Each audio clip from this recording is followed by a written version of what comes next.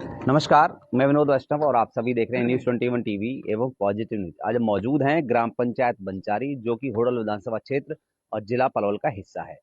आपको मैं बता दूं कि लगभग हरियाणा में पंचायत बने हुए 1 वर्ष के कार्यकाल लगभग लगभग सबका समाप्त हो गया है। अब हम जानते हैं कि यहाँ पर वर्तमान में जो सरपंच है सीताराम जी, कि कितने विकास कार्य इन्होंने अपने गाँव के लोगों के लिए किए हैं, टेंडर के द्वारा या सीधे जो इनको पावर दी गई उसके द्वारा या निजी कोष से, और जिसे सीधे सीधे तौर पर गाँव के लोगों को फायदा पहुंचा है। सर, आपका स्वागत और धन्यवाद कि आपने हमें 1 वर्ष होने पर समय दिया। कितने विकास कार्य आपके गांव में हुए बताएं। नमस्कार विनोद जी, बहुत बहुत धन्यवाद आपका। जी। जो आपने थोड़ा टाइम निकाल के हमारे यहाँ पे आए। और मैं पहले तो धन्यवाद करना चाहूँगा अपने माननीय मुख्यमंत्री श्री मनोहर लाल खट्टर जी का, माननीय श्री कृष्णपाल गुर्जर जी का, माननीय हमारे विधायक जगदीश नायर जी का, जिन्होंने मेरे सरपंच बनने के बाद मेरे को बहुत ज़्यादा सपोर्ट किया। और मेरे को काम करने की जो जहाँ जहाँ मेरे को ज़रूरत पड़ी अपने गांव के विकास कार्यों के लिए, वहाँ वहाँ पर उन्होंने मेरा बहुत ज़्यादा सहयोग किया। और मैं फिर से अपने माननीय मुख्यमंत्री जी का भी धन्यवाद करता हूँ, जो वो 14 अप्रैल को जन संवाद कार्यक्रम में जो मेरे गांव में आए थे, तो मेरे गांव को बहुत बड़ी धरोहर देके गए थे। जो उनके कार्य हैं मैं आने वाली सूची में आपको जी बताऊंगा। बताएं। पहले मैं आपको, जो मेरी पंचायत बनी है, जो पंचायत के द्वारा जो मेरे गांव में काम कराए गए हैं, मैं उनके बारे में आपको बताना चाहूँगा। मेरी पंचायत से जो कार्य हुए हैं, जो हमारी 25 लाख की जो लिमिट जो हमारे माननीय मुख्यमंत्री जी ने हमें सरपंचों के साथ लगाई थी, हमने उनके दायरे में रहते हुए जो अपने गांव में विकास कार्य किए हैं, मैं उनके बारे में आपको बताने जा रहा हूँ। कन्हैया लाल के मकान से धर्मवीर तक की गली, जिसका निर्माण पंचायत द्वारा कराया गया। नीम के मंदिर के सामने 2 सड़क आती हैं, जो कि जब मुख्यमंत्री जी हमारे गांव बंचारी में आए थे 13 अप्रैल को, तो उसी टाइम इन दोनों सड़कों का नया निर्माण पंचायत द्वारा कराया गया था। और इसी के चलते वहाँ पे जो हमारा जो नाली है, बहुत बड़ी ड्रेन है हमारे रास्ते के साथ साथ, उसको ढकने का भी काम हमारी पंचायत ने पंचायत के पैसों से किया था। फिर उसके बाद आता है नीमके की जोहड़ से सेवली रोड तक का सड़क का निर्माण कार्य चल रहा है। उस पे अभी ईंटें लगनी बाकी हैं, बाकी मिट्टी और गिट्टी वहाँ पे हमने अपनी पंचायत से बिछा दी हैं। उसके इसी के चलते हमने अपने गांव बंचारी में 2 बघेल चौपाल, जो कि एक पेम पट्टी, हमारे गांव में 3 पट्टी हैं, चौथी पट्टी, पेम पट्टी और पछा पट्टी। पेम पट्टी के बघेलों के लिए हमने एक चौपाल का नया निर्माण किया है। और उसी के साथ पछा पट्टी के जो बघेल समाज है, उनके लिए भी हमने एक चौपाल उनके लिए बनवाई है। फिर सड़क आती है सोनू मेहम्बर के मकान से बिट्टू थानेदार के मकान तक। चौथिया पट्टी में पूरन पंडित, चौथिया चौपाल से लेकर के पूरन पंडित के मकान तक, डॉक्टर राकेश के मकान से चौथिया चौपाल तक, नरवीर थानेदार के मकान से राधा पंडित के मकान तक।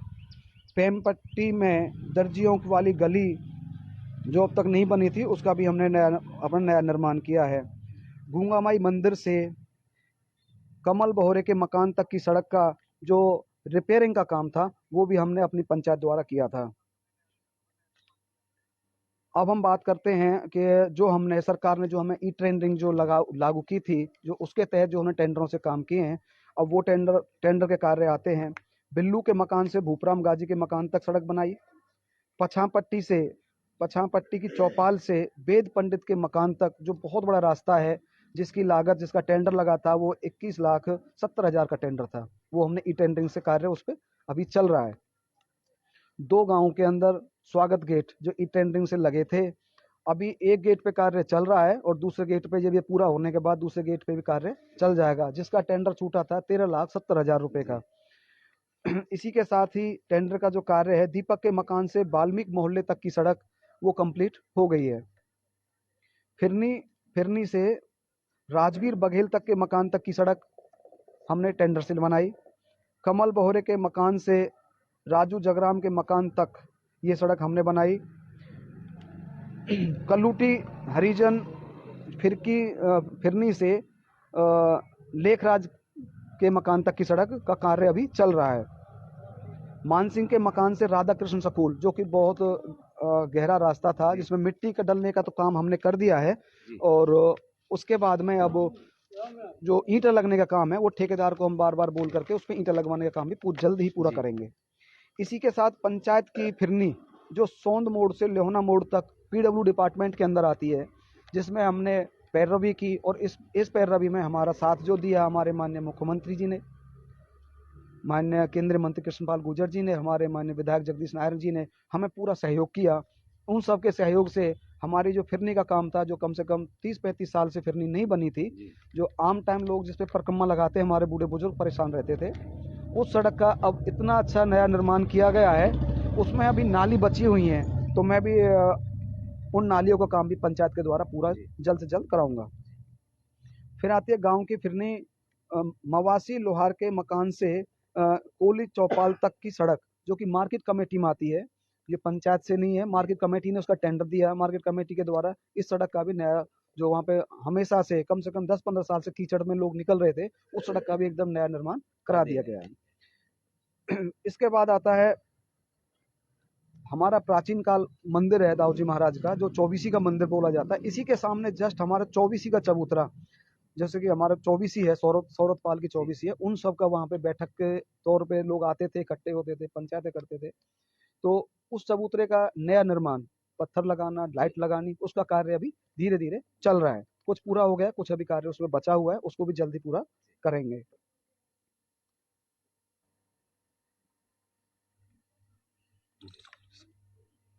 अच्छा, इसी के साथ हमारा शहीद बीरबल जी के सीनियर सेकेंडरी स्कूल है, उसके जस्ट बगल में एक बहुत बड़ा गंदगी का ढेर था, जिसमें आए दिन बच्चे वहां से निकलते थे, बीमारी पनपती थी, बच्चों के पढ़ने में जाते हुए बदबू आती थी। उसका हमने अभी जल्द ही, जो हमारे गांव में अभी कथा हुई थी 19 तारीख को, उस टाइम हमने उस स्कूल के बगल में उस जो गड्ढा है वो बिल्कुल साफ सुथरा करा करके उसमें हमने पंचायत के द्वारा मिट्टी डलवाने का कार्य किया है।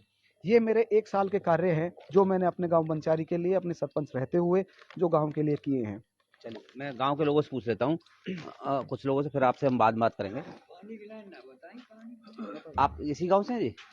तो जो सरपंच साहब ने जो काम गिनवाए हैं, इनमें सच्चाई भी है, ऐसी ही है? सच्चाई है जी, बिल्कुल जी। क्या फायदा हुआ आप बताएं, कुछ गांव में कुछ बदलाव देखने को मिला नहीं, हो? बदलाव ये है जी, छोड़ बिल्कुल दीजिए। अपना बदलाव। नाम बता दीजिए, कौन से मोहल्ले में रहते हैं वो बता दीजिए। मैं वो नाम पैन पट्टी में नाम पॉप सिंह मेरा। अच्छा जी। हाँ जी, सरपंच साहब बढ़िया काम कर रहे हैं और नई उम्र के कोई दिक्कत नहीं वैसी।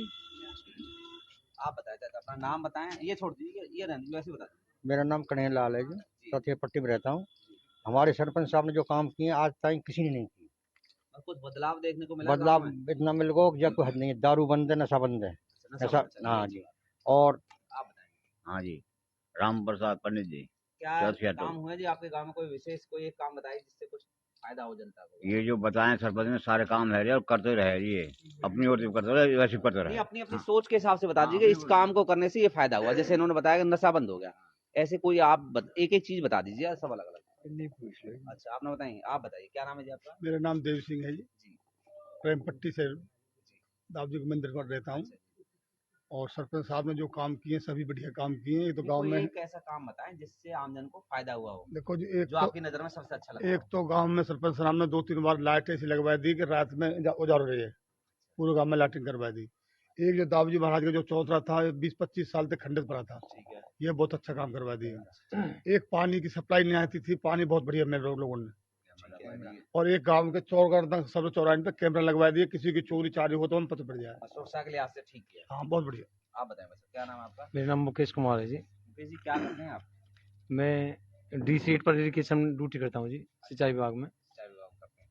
तो कुछ गांव को कुछ फायदा हुआ है? आप चाहे बेशक वो ना बताएं, आपने देखो राजनीतिक तौर की बात ना करें, देखो मुझे गांव वासी होने के नाते कोई फायदा हुआ गांव को? देखो गांव में जो सबसे बड़ा एक फायदा है, जो सरपंच साहब की युवा सोच है, जो दूरगामी सोच है, जो सीएम साहब अप्रैल माह में आए थे यहाँ, तो एक मांग के लिए बोला था सीएम साहब ने सरपंच साहब से, जो सिंथेटिक ट्रैक के लिए मांग की थी, वो काम लगभग 95% पूरा हो चुका है। और सीएम साहब के आशीर्वाद से ट्रैक का काम बहुत जल्दी शुरू हो जाएगा। ये सबसे बड़ी दूरगामी सोच है सरपंच साहब युवाओं के लिए। सर, क्या नाम है आपका? बस यही अच्छा बता दीजिए। तो आप बताएं। नहीं, एक लाइन बता दीजिए, कोई फायदा हुआ गांव को? आप बताइए। फायदा ये जी हुआ कुछ फायदा? हाँ बुला लो, बुला लो जी। रोजी फायदा है फायदा हो रहा है? बढ़िया। राशन वासन बट रहा है यहाँ पे सरकारी? सही हाँ बट रहा जी, सही बट रहा है। हाँ आप बताओ चाचा। जी, हम तो यही सरपंच की चलिए, कोई बात नहीं, आप बता दो, बुला लो। आप लोग इसी गांव से हैं जी? अच्छा, आप अलग। अच्छा सर, आइए जी, एक सेकंड, आप इसी गांव से जी? हाँ जी। शुभ नाम आपका? धर्मवीर। धर्मवीर जी, इस गांव में जब से नई पंचायत बनी है, सीताराम जी जब से सरपंच बने हैं, कुछ फायदा हुआ है गांव के लोगों को? बहुत फायदा है। कैसे फायदा हुआ, बताएं जरा आप। देखो जी, साफ सफाई, हाँ, नाली, ठीक है। और जो टूटी उटी सड़क की जिनमें लिखो नहीं जा, आज वो सड़क भी बन रही है। कोई एक सड़क का नाम बताएं जो कई वर्षों से खराब पड़ी हो और वो ठीक हुई हो आपकी ये नज़र में। हमारे नीमबारी जो ये स्कूल है, हाँ, वो इतना पानी था, वहाँ का पैदल भी नहीं निकला जाता। अच्छा। आज वो सड़क बन रही है। कितने वर्षों से खराब थी लगभग? कम से कम ना तो जी 10-15 साल से। मतलब लगता है कि अब कुछ बदलाव हुआ गांव में। सबरो बदलाव है रोज। चलिए ठीक, धन्यवाद। सरपंच साहब, एक आप विशेष तौर पे युवाओं के साथ बहुत लगते हैं, आपने युवाओं को सेक्टर 12 खेल परिसर भेजा, कई बार सेना में भर्ती के लिए, खेलों के लिए, और अपने निजी वाहन से आपने भेजा बस कर करके। इस बारे में युवाओं के लिए बताएं, क्या योजना है, या तो जो योजना अब चल रही हो या आने वाले समय में आप करना चाहते हैं? देखिए विनोद जी, मैंने अब अपने बच्चों को, अपने गाँव के जितने भी युवा हैं जो रेस करते थे, ट्रैक तो हमारा मिट्टी का मेरे गाँव में भी अभी भी चल रहा है। उसी के साथ साथ प्रैक्टिस के टाइम उनको बस सेक्टर 12 सिंथेटिक ट्रैक पे दौड़ने का उनका मन था। फरीदाबाद। हाँ जी, फरीदाबाद। सो हमने अपने निजी कोच से बच्चों को कई बार अपना ट्रैक पे प्रैक्टिस के लिए भेजा है, और जिसका हमारे गांव को भरपूर फायदा भी हुआ है। जितने बच्चे वहाँ पे ट्रैक पे जाते थे प्रैक्टिस करने के लिए, अब की बार जो अग्निवीरों की जो भर्ती हुई, बड़ी खुशी से बता रहा हूँ कि मेरे गांव के अब की बार 12 बच्चे अग्निवीर में लगे। अच्छा। जी। तो इसी के साथ साथ हमने जब हमारे अप्रैल में सीएम साहब आए थे, सीएम साहब ने बोला था कि सरपंच एक मांग मांग लीजिए अपनी।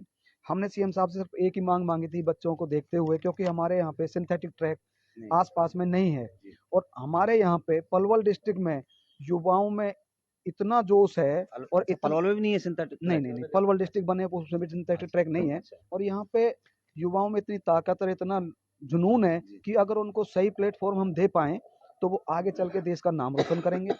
और उसी के साथ साथ में ये है कि बच्चे आगे जाएंगे, मेडल भी लेके आएंगे। इन सब चीज़ों को देखते हुए हमने जो सिंथेटिक ट्रैक की मांग रखी, सीएम साहब ने वो मानी भी, और आज उस पे हम जो काम कर रहे हैं, आज वो file last and final stage पे सीएम साहब के दफ्तर तक हमने उसे पहुंचाने का काम किया है। वहां जाते वो सारे ट्रैक का कंप्लीट करा करके सिर्फ वहां से पैसा डलने का काम है। जिस दिन हमारे पैसे हमारे खाते में आएंगे, उस दिन इसका टेंडर लगने के बाद सिंथेटिक ट्रैक पे बहुत जल्द कार्य शुरू हो जाएगा। तो मतलब एक पूरे जिले में एक ऐसी एक योजना आ जाएगी जो पूरे जिले में कहीं नहीं होगी, वो ग्राम पंचायत बंचारी में होगी।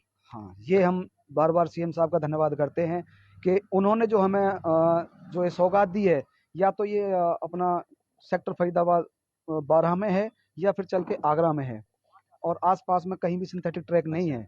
उसी बीच में हमने मांगा था कि मेरा गांव चौबीसी के मुख्य गांव है, और रोड हाईवे के पास में है, तो यहाँ पे जो स्टेडियम में बच्चे आते हैं प्रैक्टिस करने के लिए, अपना सोंद, बिडूकी, बांसवा, लेहोना, मर्रोली, डकोरा, तो इन सब गांवों के कम से कम ना, जब प्रैक्टिस के टाइम जब होता है 1500 बच्चे आते हैं, जिसमें हमारे जो गांव के रिटायर कोच हैं, वॉलीबॉल के रहे थे, चंदर सिंह जी, वो बच्चों को निःशुल्क सेवा देते हैं। भर्ती के टाइम पे उनके 63 साल की उम्र में भी बच्चों के साथ भागना, दौड़ना, उनको प्रैक्टिस कराना, चंदर कोच साहब का बहुत बड़ा योगदान रहता है बच्चों को आगे निकालने में।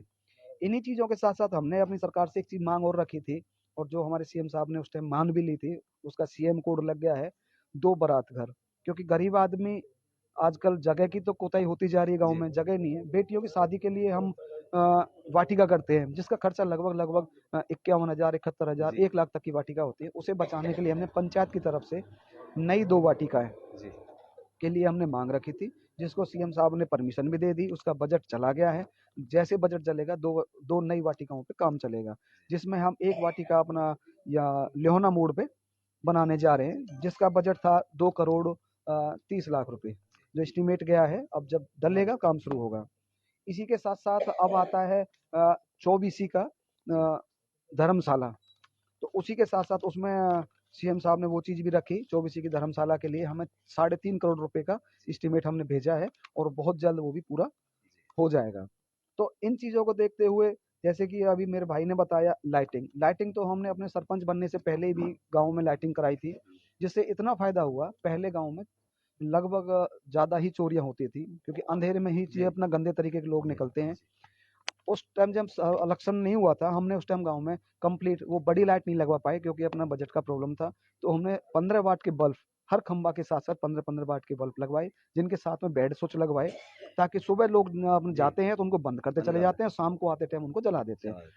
तो इस तरह से अभी उनका 1 साल पूरा हो गया हमारा। उसी के साथ-साथ हमने अभी दीपावली पे उनको फिर से रिपेयर कराया था। आज मेरे गाँव में आप कभी रात के टाइम में आके देखिए, मेरा गाँव बिल्कुल जगमग मिलेगा आपको, कहीं भी आपको अंधेरा नहीं अच्छा मिलेगा। सरपंच साहब, कई जगह ऐसी शिकायत आती है कि भ्रष्टाचार भ्रष्टाचार जैसी शिकायत आ जाती है कि जब कोई फाइल बन करके आती है तो ठेकेदार आपको पैसे की पेशकश करे या इस तरीके की कोई और सेक्रेटरी या कोई अन्य अधिकारी आप लोगों से कुछ पैसा मांगे, इस तरीके की शिकायत है क्या आप लोगों की? देखिए, मैं आपके न्यूज़ चैनल के माध्यम से विनोद जी बिल्कुल क्लियर कर देना चाहता हूँ, मेरे को 1 साल बने हुए सरपंच हो गए। मेरे से अभी तक किसी भी अधिकारी ने एक पैसे की माँग नहीं रखी है, और ना ही उनको ये भी पता है कि ना तो मैं भैया पैसा खाता हूँ और ना ही मैं किसी को खिलाता हूँ। मेरा जो काम चल रहा है, जितने भी टेंडर के काम हुए, मैंने किसी को कमीशन नहीं दिया, विदाउट कमीशन काम हुआ है। ठेकेदार जो काम कर रहे हैं टेंडर का, कभी आप टाइम मिले तो उन ठेकेदारों से पूछना कि बंचारी गाँव के सरपंच ने भी आपसे कोई भी 1 रुपए तक का भी कमीशन लिया हो तो। मैं ठेकेदारों को साफ बोलता हूँ, मेरे को कमीशन नहीं चाहिए। मैं गाँव में जाता हूँ, जिस सड़क को वो बना रहे हैं, मैं गाँव वालों को बोलता हूँ खड़ा होकर के कि भैया अपने हिसाब से अच्छा माल देख करके, अच्छा माल डलवाइए, सड़क अच्छी बनवाइए। ताकि एक चीज़ देखी गई है कि हर साल सड़कें बनती हैं। मकान 20-25 साल में एक बार बनता है। क्यों ना हम ऐसी सड़क बनाएँ जो 20-25 साल चले, हमारी सोच ये है। बाकी रहा आपने जो भ्रष्टाचार, भ्रष्टाचार मैं नहीं कहता कि अभी भी कोई भ्रष्टाचार चल रहा है। अब सरकार ने इतनी पारदर्शिता ला दी है, भ्रष्टाचार तो ऑटोमेटिक और आप ये खत्म हो मानते गया। हैं कि सरकार ने सही फैसला लिया सरपंचों को लेकर के टेंडर को और इनको चीजें? मैं बिल्कुल सरकार के से सहमत हूँ। सरकार की इस बात को मैं समर्थन भी करता हूँ कि ई टेंडरिंग से भ्रष्टाचार कम हुआ है। नहीं, लेकिन सरपंच की पावर कम हो गई ऐसा बताते हैं सरपंच सभी। नहीं, देखो अपना-अपना सोचने का तरीका है। 1 साल हमें भी गाँव में काम करते हुए हो गया। आपने अभी हमने सारी सड़कें भी सुनाई, सारा काम भी बताया। हमें कोई भी दिक्कत नहीं है सरकार के इस फैसले से, ना ही कोई काम करने में दिक्कत आती है। हाँ, शुरू-शुरू में जब कोई काम शुरू होता है, शुरुआत में क्या हुआ था, सरकार ने टेंडरिंग लगाई, तो उस टाइम अफ़सर लोगों पे इस चीज़ का कोई मॉडल नहीं था कि टेंडरों में थोड़ी दिक्कत आई थी, लेकिन अब काम बिल्कुल स्मूथ चल गया है और अब लगातार कामों के टेंडर भी लग रहे हैं और काम भी हो रहे हैं, विदाउट भ्रष्टाचार। जी। अब रहा, आपने एक क्वेश्चन किया था मेरे ग्रामीण से, राशन कार्ड, जो राशन डिपो वाले किस तरह से राशन बाँटते हैं। राशन डिपो वाले मेरे मेरे गाँव में मेरे पास 1 साल हो गया, इसी 1 साल में एक भी बंदे की मेरे पास शिकायत नहीं आई है। सिर्फ़ एक की आई थी, अभी कोई 10-15 दिन पहले आई थी। एक डिपो वाले की शिकायत आई थी कि उसने कुछ उससे जो तेल जो लिया था 2 महीने का निकाल लिया है और 1 महीने का तेल दिया है। तो ये सब चीज़ देख कर के हमने उसको डिपो वालों को बुलाया, अच्छे से उसको धमकाया भी है और उसको ये भी डर दिखाया कि आइंदा अगर तूने ऐसा काम किया तो हम तेरा अपना डिपो अपना सस्पेंड बंद करा करा देंगे। देंगे। और रही सरपंचों की पावर, देखो सरकार ने जो हमें जो टेंडरिंग लगाई है, पावर कम की है। अब माने तो पावर कम हुई है और कोई ना माने तो कोई पावर कम नहीं, पावर आज भी उतनी ही है। आप अपना विस्तार से जो हमने बताया काम देख सकते हो, हमारा काम बोलता है। अच्छा सरपंच साहब, लगभग कितने की लागत के काम हुए होंगे, चाहे वो किसी भी संस्था के द्वारा हो या सीएम के द्वारा हो, विधायक की निधि से हो या मार्केट कमेटी किसी से भी हो? देखिए, मेरे गाँव बंचारी में अब तक लगभग 1.5 करोड़ के लगभग सरकार द्वारा मेरे गाँव में काम हुए। चाहे वो पंचायत का काम रहा हो, ई टेंडरिंग का काम रहा हो या पीडब्ल्यूडी की सड़क रही हो या मार्केट कमेटी की सड़क रही हो, सबको मिला करके मेरे गाँव में लगभग 1.5 पौने 2 करोड़ का काम हुआ है 1.5 1 से साल पौने में। 2 करोड़ का काम हो। जी। अच्छा, आगामी योजना, एक प्रमुख 1 वर्ष की योजना बता दीजिए जो आने वाले 1 वर्ष में आप करना चाहते हैं प्रमुख रूप से, कि ये चीजें हो या ना हो एक अलग बात है, क्योंकि सरकार से फंड आएगा तो ही आप करवा सकते हैं, ये तो सच है। देखिए, मैं आपको क्योंकि अब चुनावी साल आने वाला है, लोकसभा के चुनाव भी है और विधानसभा के चुनाव भी है। जी, देखिए, मैं तुम्हारे न्यूज़ के माध्यम से गाँव वालों को बता दूँ कि आने वाले जो एक अगला साल जो आएगा, इसमें मैं गाँव वालों को विश्वास दिलाता हूँ कि जो ट्रैक की जो हम बात कर रहे थे, जिसकी लागत 10 करोड़ रुपए है। जी। वो छोटा प्रोजेक्ट होता तो कब का बन जाता। जी। 10 करोड़ रुपए बहुत होते हैं एक पंचायत को लगाने के लिए। 10 करोड़ रुपए का प्रोजेक्ट हमारा अगले साल से सेशन से शुरू हो जाएगा और उसी के साथ-साथ जो हमारे 2 बारात घर हैं, इनका भी काम शुरू हो जाएगा। और लगी बात, मैं आपको एक और बता दूँ कि इसी के साथ-साथ जो गाँव का एक अलग, जैसे कि एक गांव को स्वच्छ बनाने के लिए हमने गांव में पर जहां पे जो कूड़ा करकट अपना पड़ा हुआ है, अगले साल में इस कूड़े करकट को खत्म करना है, गांव को स्वच्छ बनाना है। और इनके लिए जो हमने एक जगह निश्चित कर ली है जहां पे गांव का कूड़ा अपना डलेगा, वहां से डस्ट उसमें से पन्नी अलग की जाएंगी, गीला कूड़ा सूखा कूड़ा, वो वाली स्कीम हमने अपने गांव में लागू करने जा रहे हैं। और उसी के चलते पन्नी का अलग कर करके बाकी को खाद में कन्वर्ट करने का भी अगले साल से काम शुरू करेंगे। आप समय समय पर जागरूकता एक अभियान के लिए अलग अलग कैंप लगवाते रहते हैं, अलग अलग चीजों के, पुलिस का हो या जनसंवाद कार्यक्रम या अन्य चीजें। तो इस तरीके के कैंप से जो जनसंवाद कार्यक्रम है या जागरूकता के लिए जो विशेष अभियान चलाए जाते हैं, इनसे क्या फायदा होता है कुछ आप लोग लगता है? नहीं, बिल्कुल फायदा होता है। आज मैं कैंपों की बात करें तो कैंप उस टाइम लगते थे ज़्यादा जब लोग थोड़े अनपढ़ थे या फोन नहीं थे। आज तो इस फोन के माध्यम से डिजिटल इंडिया हो गया है। आज हर बच्चे को अपना भला अपना बुरा हर चीज का फोन के अंदर आता है, हर चीज का आप भी बच्चों को गाँव पता से ही होता हैं? है। हाँ, तो ऐसा नहीं है, आज सब लोग जागरूक है, सबको सब स्कीमों के टाइम टाइम पर सरकार की जो स्कीमें आती हैं उनको हम लोगों को बताते हैं कि भैया इस तरह की स्कीम आ रही है। रही बात, अब बात कर लेते हैं थोड़ी देर में नशा के ऊपर बात जी। करता हूँ। एक साल मेरे को बने हुए हो गया। एक साल में हमारी पंचायत ने नशे पे अपना काम किया है। गांव में जो अब से पहले जो नशा बिक रहा था, उस नशा को हमने अपने गांव से खत्म करने का काम किया। देखो, आप भी जानते हो 100% तो पुलिस भी क्राइम खत्म नहीं करती। पुलिस भी 60-70% क्राइम खत्म करती है, 30-40% तो उनका पेंडेंसी रहता है।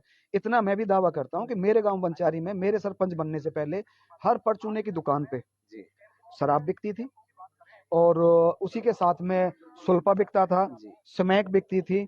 इन सब चीजों को लेकर के हमने जब अपनी मुहिम चालू की, आज मैं आपको बता दूं कि किसी भी दुकान पे कोई भी दुकानदार खुल्लम खुल्ला ना तो दारू बेच पा रहा है, ना स्मैक बेच पा रहा है, और ना ही अपना कोई सुल्फा। ठीक है। इसी के साथ साथ पहले क्या था, पहले रोडों पे लोग बैठे रहते थे, मोटरसाइकिलों की गाड़ियों की लाइन लगी रहती थी। लेकिन अब तो विरोधी बन गए होंगे ज्यादा लोग, जब आपने नशा बंद करा दिया तो। हाँ, इसका मैं बिल्कुल, ये आपने बिल्कुल ठीक बोला है कि जब से मैंने नशा के पीछे लगा हूँ, लोग उतनी ही बुराइयां मेरी करते हैं। और सिर्फ उन लोगों को दुख ये है जो नशेबाज तबका है मेरे गांव का, वो मेरी जी भर के बुराई करता है। और शायद हो मेरे को सकता है कि गलत गलत तरीके के आरोप भी लगाते हो जानबूझ के, जिससे कि सरपंच की छवि खराब हो। देखो, ये तो गांव है। हर जगह की एक बात है। छोटी सी चीज आती है कि भगवान राम ने जब रामायण में आए, रामायण जब चली थी तो रामायण में हमने टीवी में एक चीज देखा था कि लोगों ने तो माता सीता को भी उन नहीं पे भी छोड़ा आरोप था। लगा दिया था। तो आरोप प्रति आरोप तो लगते रहते हैं, बाकी ऐसा कुछ नहीं है कि जिससे कि इन आरोपों से हम डर जाएं। ना तो मेरे को डर है, ना कोई किसी तरह का कोई और है। मैं तो सीधा बात बात में बोलता हूँ। इलेक्शन के दौरान मैंने गांव को विश्वास दिलाया था, ईमानदारी से काम करूंगा, गांव में नशा नहीं बिकने दूंगा। और नशे को लेकर ही गांव के कम से कम युवा 25-30% युवा जो नशे के आदी हो गए, जो खत्म की होने की कगार पे जा रहे थे, उनको वापस लाने का हम काम कर रहे हैं। अच्छा, लगभग आपके गांव में कितनी सरकारी नौकरी आई है ये और बता दीजिए, क्योंकि हरियाणा सरकार ये कहती है कि बिना खर्चे और पर्ची की नौकरी लगती है। तो लगभग कितने लोगों का रोजगार मिला है सरकारी स्तर पर? देखो, मैं आपको बता दूं, लगभग सब सरकारी एक साल के अंदर ही बता हाँ, दीजिए। एक साल के अंदर कम से कम मेरे गांव बंजारी के 35-40 जो गरीब तबके के लोग थे, उनके उनके बच्चों को बिना नौकरी मिली खर्ची है। पर्ची के या कुछ लेन एक देन हुआ कहीं? पैसा नहीं लगा, किसी की सिफारिश नहीं लगी। पहले नौकरी के लिए पिछली सरकारों में लोग एमएलए के पास जाते थे, एमएलए साहब की सेवादानी करते थे, वहां पे जाके उनके उनके पास बैठना उठना होता था। अब वो चीज हमारे माननीय मुख्यमंत्री मनोहर लाल खट्टर जी ने बिल्कुल पारदर्शिता ला दी। गरीब का बेटा लगेगा, जो इंटेलिजेंट होगा वो लगेगा। इसमें बिल्कुल खत्म कर दिया। पहले क्या होता था, सिफारिश लगती थी, पैसा जाता था। हम सुनते थे, जब मैं अपने जब लगने की पीक पे था, जी। तो मैं आपको बता दूं, उस टाइम हमसे भी पैसे की डिमांड होती थी पुलिस के लिए। लेकिन अब मैं देखता हूं कि जो मेरे हमसे पिछली जो पीढ़ी आई, उनमें से कितने बच्चे बगैर बगैर पैसे दिए अपना अपना पुलिस में लगे हैं। मेरे गांव में से 5-6 तो डाकघर में, सरकारी जो डाकघर होता है, डाकघर में मेरे अपने 5-6 बच्चे कब कब में उनकी उनकी जॉब लग गई, गांव वालों को भी नहीं पता चला। बच्चे का ये नहीं पता, अब कितनी नौकरियां ऐसी लग रही जिनको ये नहीं पता होता कब तो उसका नंबर आ जाए। जो आज जिसमें टैलेंट है वो अपना नौकरी पे जा रहा है, और जो टैलेंट नहीं है वो अपना घर पे रह रहा है। चलिए, धन्यवाद। आप भी बता दीजिए, एक और आप आ जाइए। हाँ जी, एक और आप आइए, आप आइए। हाँ, एक सेकंड। गांव में कुछ विकास कार्य हुए हैं? क्योंकि हाँ देखिए, जी। आपके बच्चे इस तरीके के ऐसे पद पर पहुंचे जो सबसे ज्यादा, एक तरीके से कहें तो, ज्ञान की ज्यादा समझ रखते हैं। तो आप बताएं, गांव में कुछ काम हुए और हुए हैं, तो उससे युवाओं को या बुजुर्गों को या महिलाओं को क्या फायदा हुआ है? हाँ जी, गांव में तो विकास के काम बहुत हुए हैं। महिलाओं के लिए भी हुए हैं, सेंटर हैं, सिलाई सेंटर हैं। उनको रोजगार के लिए भी तरह तरह की बीच बीच में सरपंच साहब कराते रहते हैं। और दूसरा क्या है कि युवाओं के लिए भी है। एक तो नशा का जो क्रेज था हमारे गांव में, वो भी जो है कम हुआ है। काफ़ी पहले तो परचूनों की दुकानों पर भी शराब के तांते लगे रहते थे लोगों के। और युवाओं को लाने के लिए स्पोर्ट्स की तरफ से भी काफ़ी योगदान दिया है। जगह बार बार खेल कराने से उनकी प्रतिभा बढ़ी है। और उसके उसके बाद ये अभी गांव में हमारे में भी युवाओं के लिए भी पढ़ाई से संबंधित भी अभी इसमें जो है लाइब्रेरी के लिए भी एक चल रहा है, डिजिटल लाइब्रेरी जो गांव में खुले कंप्यूटर, और उसमें जो बच्चों को आसानी रहे, बाहर नहीं जाना पड़े। काफी विकास के कार्य हुए हैं जी, युवाओं के लिए भी प्रेरणादायक काम हो रहे हैं। सरपंच साहब कुछ अंत में कुछ कहना चाहेंगे? खड़े हो जाइए, खड़े हो देखिए, अंत में मैं अपनी बात खत्म करते हुए गांव वालों को ये विश्वास दिलाता हूं कि जिन विश्वास से उन्होंने मेरे को मत दे करके गांव का सरपंच बनाया है, जिन कामों के पीछे बनाया है, मेरे पास 5 साल हैं। मैं अपने 5 साल में उनके संपूर्ण कार्यों को पूरा करूंगा। और अभी जो मेरे फौजी चाचा बोल रहे थे डिजिटल लाइब्रेरी, उसका हमारा काम चल रहा है। मार्च अप्रैल मंथ से हम उसमें अपने गांव बंचारी में डिजिटल लाइब्रेरी का काम शुरू करने जा रहे हैं, ताकि युवाओं को पढ़ने के लिए एक उचित जगह मिल सके। एक आपने ये भी कहा था शायद चुनाव से पहले कि अगर सरकारी समस्या कोई हुई फंड की तो मैं अपने निजी कोष से भी करवाने की कोशिश करूंगा। इस पर कुछ कहेंगे आप? देखो, निजी कोष से जितना मेरे से बन पा रहा है, जैसे कि अब मेरे को अपने गांव के काम के लिए बार बार चंडीगढ़ जाना पड़ता है, जी, तो ये सब निजी कोष से ही तो है। बिल्कुल। और उसी के साथ साथ और जो गांव में जो रोशनियां जो रात में जलती है, जो आप बल्ब देख जी, देख भी रहे होंगे, ये सब मेरे निजी कोष से चलता है। और रही इसी के साथ साथ जो बच्चों का कोई खेल का सामान हो गया छोटा मोटा, या किसी के बहन बेटी की शादी में किसी कोई मदद हो गई, ये सब मैं अपने निजी कोष से करता हूँ। पंचायत द्वारा मेरा कोई इनसे कोई लेना देना नहीं होता। चलिए धन्यवाद। देखिए, सरपंच साहब ने विस्तार से सारी चीज़ें बताई। उन्होंने कहा कि लगभग 1.5 से 2 करोड़ के लगभग वो काम करा दिए हैं। और एक देखिए हम वो दिखा दूँ, बड़ा सुंदर सा एक बेंच है बैठने के लिए। मैं वो वहीं चल पड़ते हैं। हाँ, मैं आप वो भी बता दीजिए कितने डलवाएँ आपने? आप आ जाइए, यहीं आ जाइए। देखिए, मैं आपको एक बेंच दिखाता हूँ और आप अगर ज़ूम करके दिखाएँगे तो लगभग शायद 30 से 40 मीटर होगा। उसके गैप पे हर जगह ये इस तरीके से ब्रज कोष की जो परिक्रमा लगती है, वहाँ पर ऐसे बेंच लगाए गए हैं बैठने के लिए। जैसे कि महिलाएं जो यहाँ से परिक्रमा लगा रही थी, या गांव के बुजुर्ग अगर चलते थक जाएं तो उनके लिए बैठने के लिए जगह जगह लगभग 50 मीटर की दूरी पर। अब जूम करके दिखा दीजिए। सौजन्य ग्राम पंचायत बंचारी, सीताराम सरपंच।